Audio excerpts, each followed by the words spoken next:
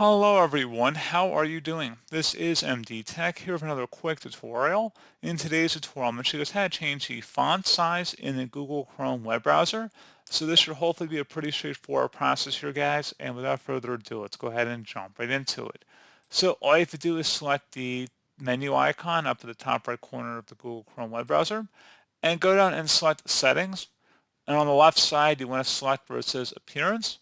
And then on the right side, underneath font size, you can click inside the drop down here. Medium is the default selection. However, you can select large or very large, or you can go the opposite direction and select small, for example.